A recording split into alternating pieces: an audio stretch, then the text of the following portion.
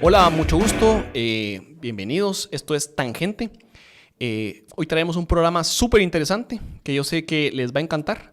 Nos acompaña una invitada que en verdad nos honras con tu presencia, es Ninochka Matute, concejal recientemente electa por la ciudad, arquitecta, y que tiene una visión que yo creo ha refrescado mucho el debate político en la ciudad. Así que, Ninochka, bienvenida. Muchísimas gracias, Goyo. La verdad que el honor es mío. Esta es la segunda vez que me siento en la mesa de Tangente y siempre me emociona mucho. Primero en Fíjese qué y ahora acá. Así que además, como tú decías, un programa especial porque pues yo soy tu seguidora. He seguido tu trayectoria en los temas que me importan, ¿verdad? El tema de vivienda y otros temas de administración pública. Por lo tanto, estar hoy con la posibilidad de conversar contigo de la contingencia, de la ciudad, de lo técnico y sobre todo el futuro, pues me encanta. No, muchísimas gracias. Va a ser, yo estoy seguro, una plática muy enriquecedora.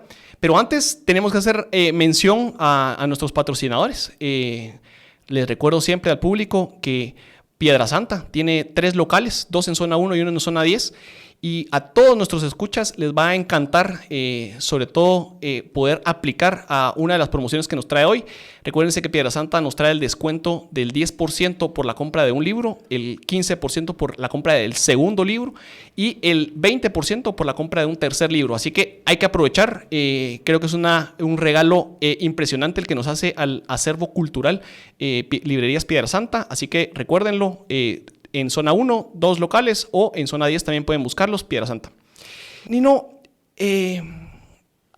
hoy que ya vemos un poquito con distancia el proceso de la campaña, el reto de lo urbano es un reto enorme en Guatemala, es un reto que atraviesa por muchos de los cambios que vemos, de las crisis que también vemos. El tema de infraestructura cada vez más nos trae más sorpresas. La movilización es un enorme reto para la ciudad, es un reto que también le genera mayor presión a quienes de alguna forma tienen mayor necesidad. Pero ¿cómo has visto tú, conocedora del tema, que has estado ahí, esos retos trasladarse en un tema en la campaña electoral? Sí, bueno, la campaña en sí fue un gran reto. Fue justamente tener la posibilidad de volcar. Primero, el reto original era pasar de un lenguaje muy técnico a un lenguaje accesible, ¿verdad? Porque al final tus temas terminan quedando muy lejanos de la capacidad de comunicación que uno debería tener en plena campaña, así que eso fue uno de los primeros retos, pero a la vez también una gran fortaleza, porque creo que era la primera vez que había una narrativa, un discurso político que estaba sustentado no solo en eso, ¿verdad?, en la participación política, sino en una trayectoria, en una capacidad de poder hablar técnicamente de no solo de la problemática, sino que principalmente visibilizar opciones o soluciones que efectivamente están y que al día de hoy posiblemente o simplemente no se han aplicado o se han aplicado de manera parcial o incorrecta. Por lo tanto, creo que era muy esperanzador para mí poder transmitir un mensaje de que este caos en el que vivimos diariamente en esta ciudad sí tiene un camino, sí tiene una posibilidad de empezar a caminar hacia la dirección correcta, porque efectivamente los seres humanos nos reunimos en ciudad, nos reunimos en grupo porque nos necesitamos unos de otros y no tiene ninguna lógica en una vida humana que es tan corta que efectivamente terminemos sufriendo las ciudades y no por el contrario viviendo, la verdad que es el objetivo máximo y que al día de hoy pues estamos en una gran deuda en la ciudad capital de Guatemala. No, fantástico esto que decís. Y creo que también tiene un reflejo interesante. Decías de lo complejo que fue la campaña. Se ha hablado de la judicialización de las candidaturas presidenciales, de cómo no judicializaron o no intentaron bloquear la participación, que hoy es un atentado contra la democracia, lo que se sigue intentando contra los candidatos, las autoridades electas y el partido. Pero en el caso de la coalición, sí sufrió esa judicialización en un inicio. Sí. El bloqueo de la candidatura de Juan Francisco Solórzano, y cómo de alguna forma tú asumes la batuta de la candidatura porque estás dentro de esa planilla, pero no la asumes, digamos, atacando la judicialización, sino también trayendo esa visión de la ciudad tiene que ser una alegría, tiene que ser una cosa distinta, una campaña muy fresca. ¿Cómo ves, digamos, esta interacción? Sí, la verdad que fue totalmente inesperado, ¿verdad? Primero me das pie para hablar un poco del gran valor que yo veo en esta decisión de haber participado en una campaña política, un tema que está súper estigmatizado y en el que mucha gente prefiere mantenerse distante porque te arriesgas, ¿verdad? A tu nombre, esa exposición pública es tremenda, es sumamente dura y era parte de las cosas que yo no estaba como dispuesta a asumir, ¿verdad? Dejar de alguna manera tu comodidad desde el ámbito privado, donde efectivamente puedes investigar, puedes criticar, puedes proponer, pero estás siempre en un discurso que no cambia nunca a la ejecución, a meterte, involucrarte en lo que significa la administración pública de un país. Con ese temor, entonces, todo mi proceso muy personal, ¿verdad? Interno, fue de alguna manera, caminó solito. Siempre hablo de la alineación de astros que me llevaron de un tercer puesto, digamos, en esta perspectiva en que yo dije, sí, creo que tengo la capacidad. Había ya empezado a trabajar un año o varios meses antes, liderando el equipo de asuntos municipales para poder diseñar un programa municipal para una candidatura que en ese minuto no estaba en mi mente que yo iba a liderar y de hecho pues no estuvo en la mente de muchos durante mucho tiempo.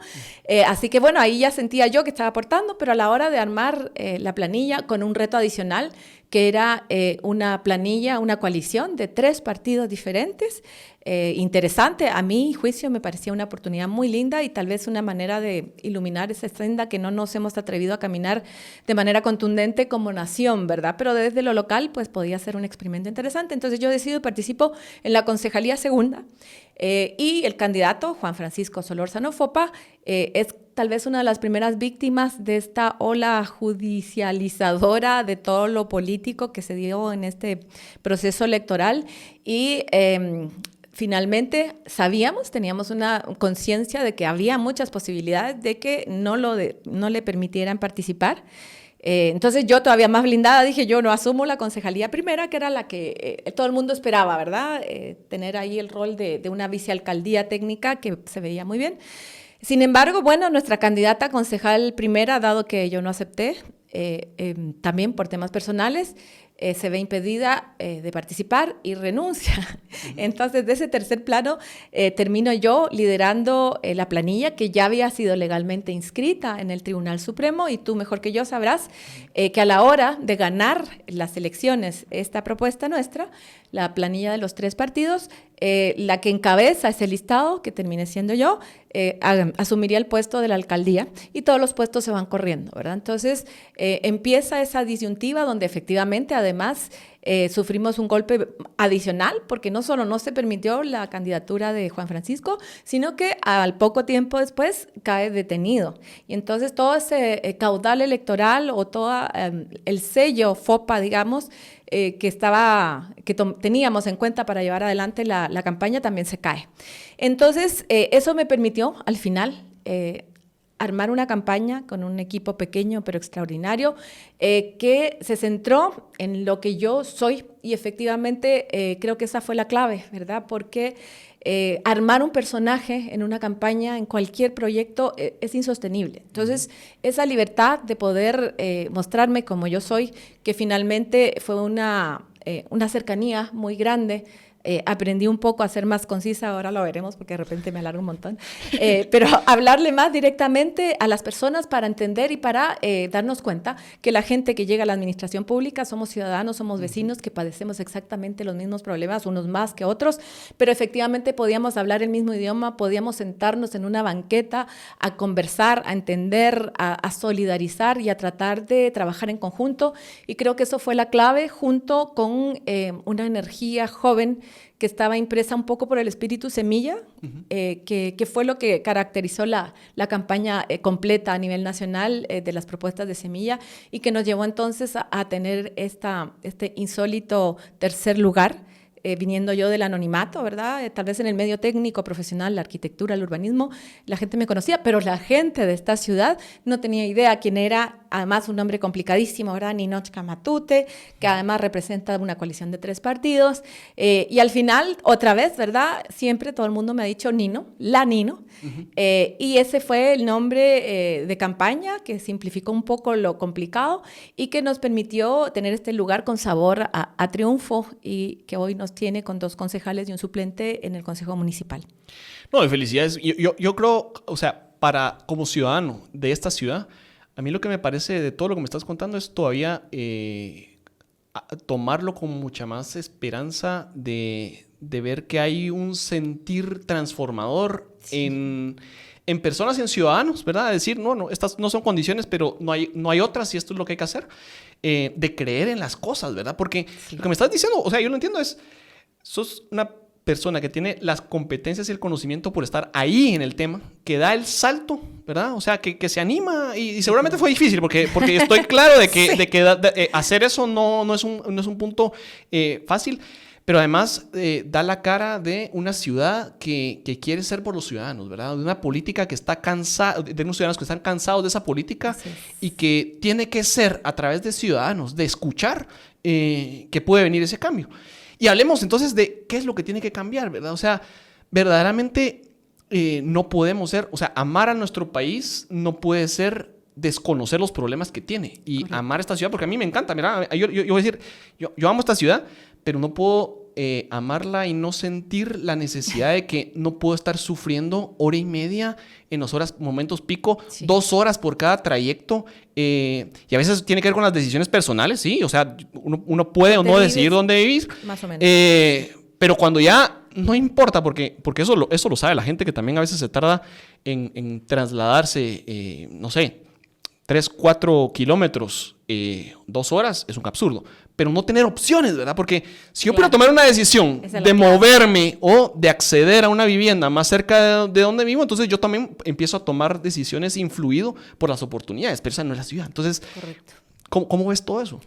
Sí, bueno, es justamente todo lo que tú dices, ¿verdad? Realmente seguir padeciendo esa tan mala calidad de vida, una ciudad contaminada y contaminante, pero que también te enferma, ¿verdad? Tu salud mental tiene mucho que ver con esa diaria pelea de tratar de movernos en una ciudad que perdió el rumbo y que finalmente, por ese privilegio o por ese mito de que el automóvil significaba la libertad personal, era un tema aspiracional incluso, donde efectivamente tú te sentías libre. Y me pasó mucho en la campaña, ¿verdad? Mis posibles votantes con los que hablé, había un buen grupo de personas que me decía, ¿cómo usted pretende coartar mi libertad de salir y sacar mi carro cuando yo quiera, ¿verdad? Porque hablábamos de la necesidad de generar toda una planificación de movilidad suave a través de las bicicletas o de caminar. Y a mí me daba, o sea, me impresionaba un poco, ¿verdad? Porque me hablan de libertad. Si libertad es pasar 4 horas de tu día a día, 365 días del año, estamos mal, ¿verdad? Definitivamente eso ya no es así y estamos gastando increíbles cantidades de recursos en una infraestructura que es cara y que es ineficiente, que no se justifica, que efectivamente además provoca el otro fenómeno de los pasos a desnivel para vehículos, atraen o dan la impresión de que entonces, ahora sí, ¿verdad? Entonces más gente se siente incentivada a usar su carro. Y lo que tú decías que es lo más difícil y complicado porque primero, el tema de vivienda y movilidad están directamente relacionados.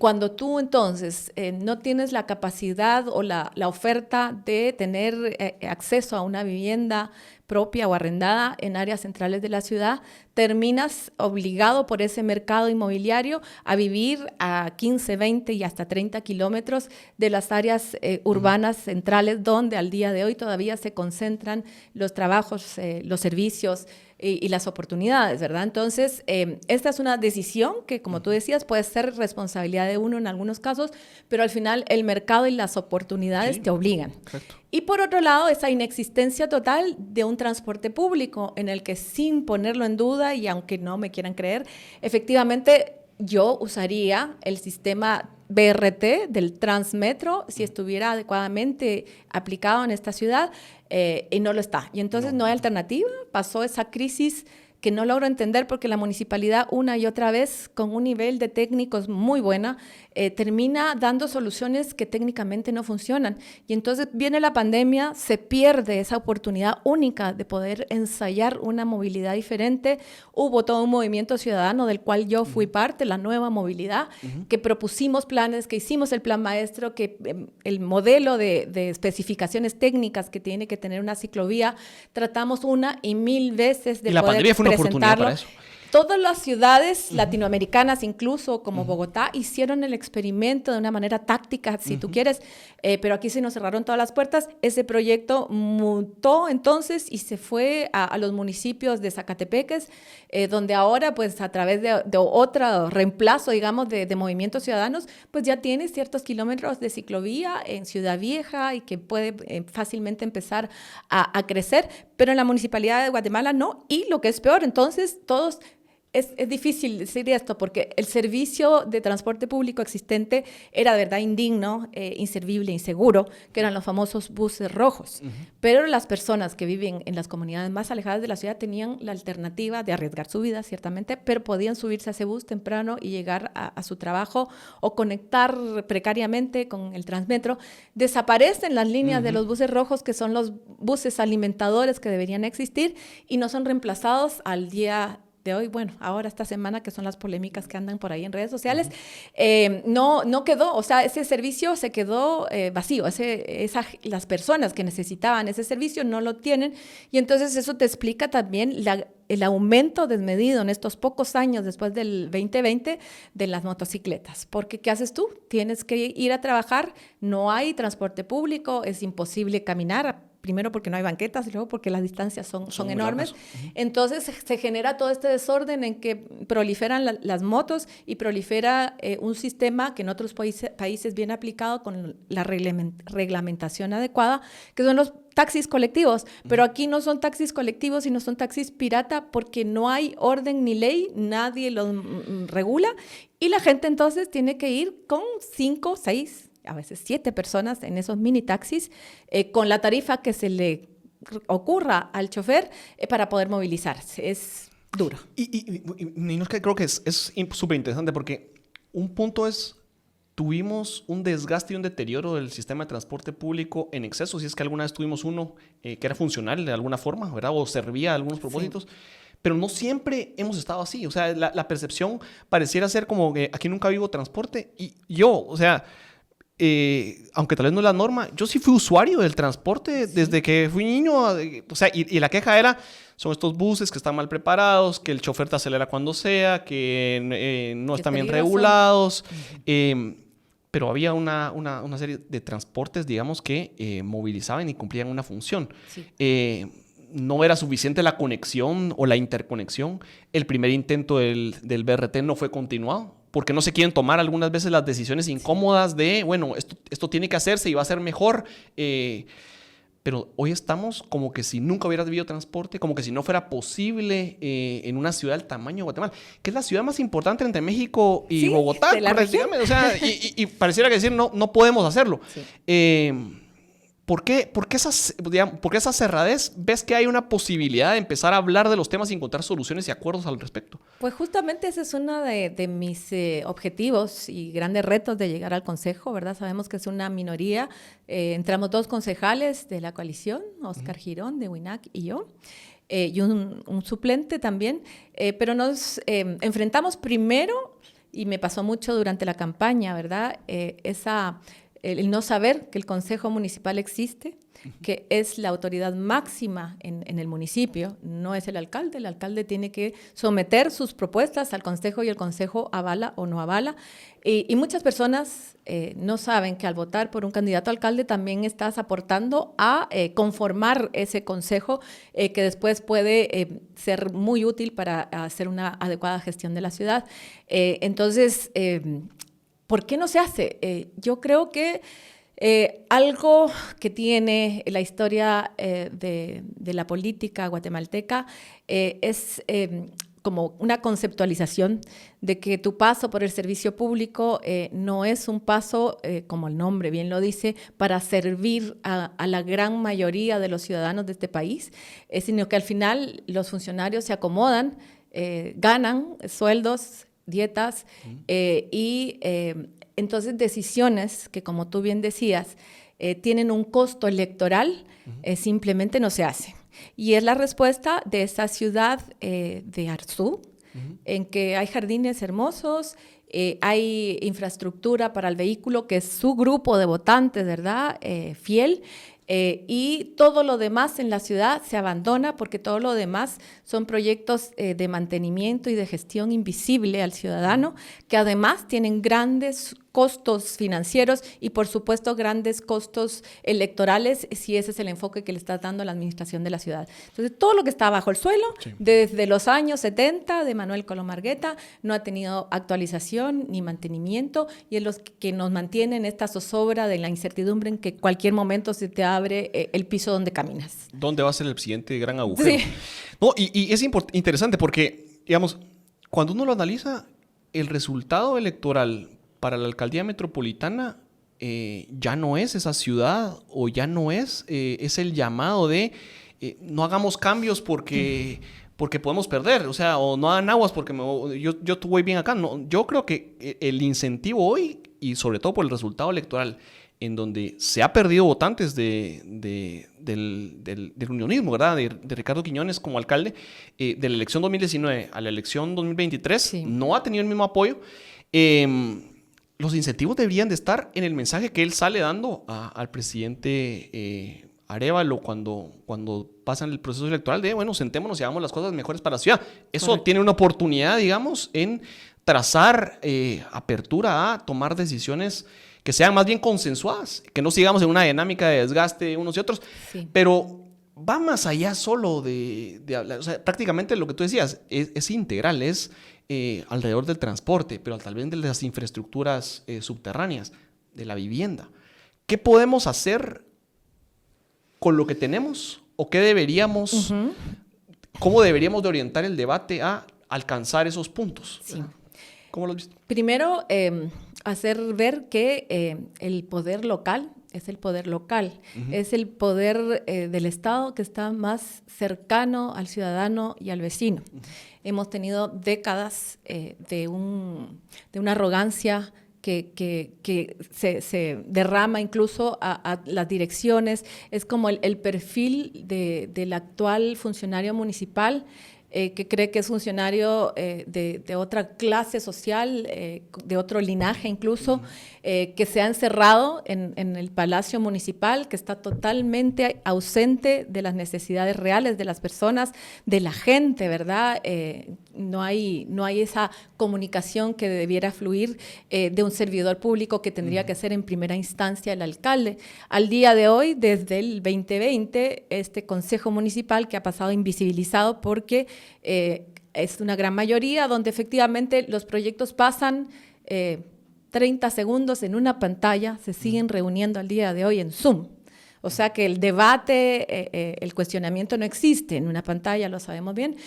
Pasan y entonces ni te explican, el modelo financiero, ni quién financia, ni qué beneficia, nada.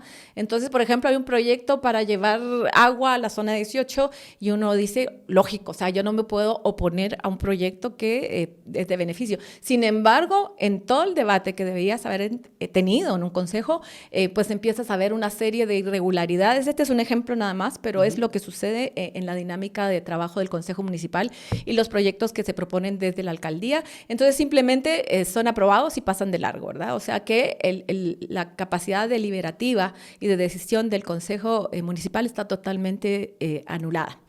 ¿Qué deberíamos hacer? Hablábamos que el tema de la movilidad urbana y la vivienda están directamente relacionados. Un tema es donde tú decides o te ves forzado a vivir y donde la ciudad está proveyéndote los servicios, los trabajos y todo lo demás.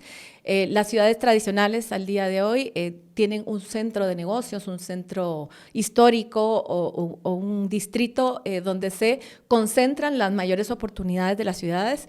Por lo tanto, la gran mayoría de habitantes, tanto en las áreas de la ciudad como de los municipios conurbados, tienden entonces a necesitar moverse grandes distancias en la mañana y grandes distancias al regreso. Eso es una estrategia de diseño y de planificación urbana que puedes ir modificando. Por supuesto, todo es muy a largo plazo, pero en algún minuto hay que empezar a caminar hacia allá y puedes entonces empezar a generar pequeños polos urbanos donde efectivamente sean los servicios que llegan a la gente y no la gente que se tenga que desplazar a los servicios.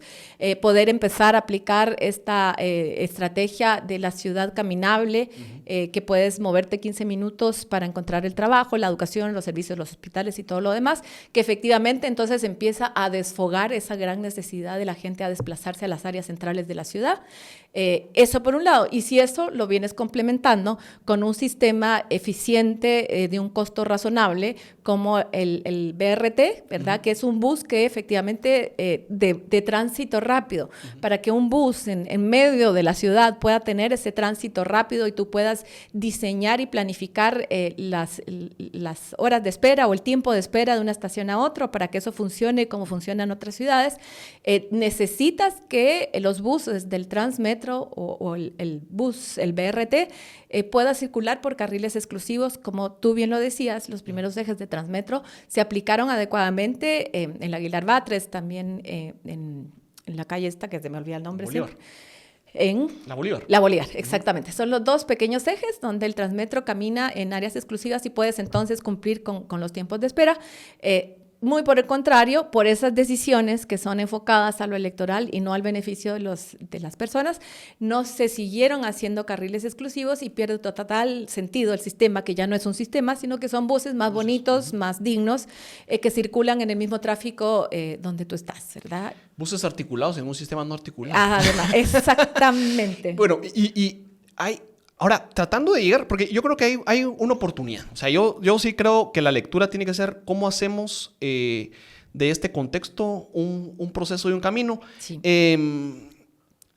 Hay cosas que se pueden hacer. O sea, se mira el enorme nubarrón en la gobernabilidad del Congreso de la República y uno piensa, bueno, si hay que cambiar leyes, si hay que cambiarlo todo, es más difícil de llegar a esos acuerdos. Pero hay cosas que se pueden hacer sin leyes, o sea, sin leyes nuevas, ¿verdad? Todo amparado en la ley, pero sin leyes nuevas. Por ejemplo, el tema del transporte y movilidad. Verías también que hay avances que se pueden tener en temas de infraestructura de agua o en temas de vivienda. Porque uno de los grandes retos para el constructor de vivienda y los sueños, digamos, de densificar y generar escala para tener mejores precios para familias, sí, pasa por la infraestructura de agua. O sea, sí, la infraestructura y los servicios sí, están, sí, digamos, sobrecargados con un diseño para una ciudad que era de hace 30 años y digamos que no hay un consenso de cómo invertir a esas soluciones. Eso no necesariamente tiene que ser el Congreso. O sea, eso puede ser un entendimiento entre una línea del... O sea, claramente del Ejecutivo, pero también con un consejo que esté dispuesto a tomar las decisiones. ¿Lo ves por ahí? ¿Ves que eso puede ocurrir en el sí, próximo periodo electoral? Periodo de gobierno, perdón. Fíjate que definitivamente sí, yo lo veo factible y me emociona mucho porque esa nueva primavera de la que hablamos es cierta no de la manera solamente poética, sino que se van alineando las energías, los actores y de alguna manera la capacidad de gestión de un país y de una ciudad con el gobierno de Bernardo Arévalo, que tiene una visión que quiere optimizar el gasto público, entrándole de lleno a la corrupción. Entonces, la perspectiva de poder generar conversaciones, alianzas, consensos es real. En los municipios están, incluso el municipio de Guatemala, ciertamente muy limitados por su capacidad de endeudamiento y hay proyectos que efectivamente necesitan ser trabajados en conjunto con el gobierno central y el gobierno local. Esa apertura, a mí no me cabe ninguna duda que la tiene el gobierno de Semilla, Bernardo y Karin, para poder empezar justamente a encaminarnos hacia allá. A Bernardo le gusta mucho hablar del tema de movilidad y el metro subterráneo. Los técnicos a veces se les paran los pelos, ¿verdad? Pero creo que en algún minuto, si está la voluntad, se pueden empezar a pensar con esa visión de ciudad que posiblemente hoy, el día de hoy, no haya la demanda que necesita el sistema para poder funcionar, pero a corto plazo la urbanización es imparable y esa demanda se va a dar en un plazo no mayor de 10 años. Que eso para una ciudad es corto plazo. Por lo tanto, esa perspectiva de consensos y de trabajo y de trabajar de la mano, no solo con la municipalidad, sino que está la NADIE, ¿verdad? Yo en este corto tiempo, después de haber ganado la segunda vuelta, ya tenía una serie de reuniones con diferentes actores que te permiten vislumbrar que la ilusión y la voluntad, que es lo más importante, de trabajar público-privado, en alianzas público-privadas, existe. Posiblemente lo que no había existido antes es la mutua confianza, que es bien difícil de construir, pero cuando tú ves una propuesta que le va a entrar de lleno a la corrupción, creo que se abren nuevas perspectivas en general. Un gobierno que está obligado a confiar y a dar espacios, y esa va a ser mi narrativa permanente en la MUNI y en lo que yo puedo aportar al gobierno central, de tener la apertura suficiente para no seguir confrontándonos y generando esta polarización que no nos permite construir país. Compartimos una visión común, que es la visión de recuperar este país y de poder potencializar todas las capacidades humanas, ambientales que tenemos en Guatemala. Y esto sabemos que 4 años es poquísimo, pero es el cambio de la brújula, ¿verdad? Es ya tener un norte que es diferente y que es posible. No, definitivamente. Y qué bueno porque está la necesidad, está la oportunidad y lo que hace falta es vislumbrar que esté la voluntad en todos lados, ¿verdad? Sí, ojalá esa sea la dirección porque el país lo necesita, la ciudad lo necesita, el espacio metropolitano y la visión también lo necesitan. Sí. La parte de vivienda, porque la ciudad es un espacio de todos, pero tienen su relación con mi interacción de dónde estoy, en mi familia, dónde vivo, mi espacio más personal. Sí. Hemos estado acostumbrados a que se ofrece mucho en tema de vivienda, pero no se percibe verdaderamente cómo crear condiciones para que eso se pueda dar. ¿Qué han visto en la necesidad de la campaña, pero también en la necesidad de ofrecer y de poner sobre la mesa eso, el tema de vivienda? Sí, es un tema crucial y claro, sabemos que en donde tú vivas vas a estar o más lejos y necesitar un mayor tiempo de desplazamiento que si estás en las áreas centrales. Entonces, el ideal de una ciudad de estas alturas del siglo XXI es una ciudad densa y compacta. Y siempre me gusta aclarar que densa no quiere decir que nos vayamos y generemos una ciudad que ya no está a escala humana. Entonces es muy importante tener ese equilibrio exacto en que tienes que tener la relación de la unidad, que es la vivienda, ¿verdad? Desde lo privado, que sea compatible con todo lo que demás, el espacio que conforma la ciudad, que es el espacio público. Entonces, durante muchos años, digamos, las ciudades caminaron por la vía errada o que posiblemente en ese minuto se veía como la ciudad del futuro, la infraestructura vial que empezó a directamente cercenar los espacios públicos de la ciudad, los barrios, y se privilegiaba entonces una vía rápida para el vehículo en vez de generar plazas, banquetas y todo lo demás, que es una ilógica tan evidente que es difícil creer al punto en que estamos, ¿verdad? Pero el peatón en esta ciudad se vuelve inexistente. Por lo tanto, hablando ya más directamente de vivienda, esas soluciones habitacionales de vivienda social o de enfoque social, en la que por el tema otra vez del precio del suelo, ¿verdad? Del mercado del suelo, te termina llevando a las periferias. Y eso es insostenible, ¿verdad? Porque es lo que vivimos actualmente. Entonces, tú haces primero una propuesta en serie de vivienda que está, como dice nuestro querido Quique Godoy, 30, 20 kilómetros a ningún lado. Eso no es sostenible. Por lo tanto, la política de vivienda tiene que enfocarse en una vivienda central, accesible a los servicios y que conforme entonces un espacio público que sea vivible en todos los sentidos, tanto dotando los servicios que se necesitan de educación, vivienda, mercado, comercio, y una movilidad controlada y una vivienda, que ahí es el meollo del asunto, que sea asequible en el término del costo y accesible en términos del diseño y ubicación. Genial. Y no, estamos aproximándonos al fin de semana y solo quiero hacer mención y relación a que en los fines de semana tienen a ser los momentos en donde comemos un poco más, tomamos un poco más o compartimos con amigos. Así que recuérdense, ParisMart, pueden tomarlo antes de su cena o antes de que se vayan a echar los tragos, compartir bebidas. Y eso los va a ayudar excelente para despertar como si nada al día siguiente. Así que ParisMart, nuestro patrocinador, recuérdenlo. Buen dato. Y no, quisiera ir cerrando por aras del destino y de alineación de astros que te van a seguir, estoy seguro, porque si te han llevado hasta acá, seguramente nos van a llevar a ver grandes cosas.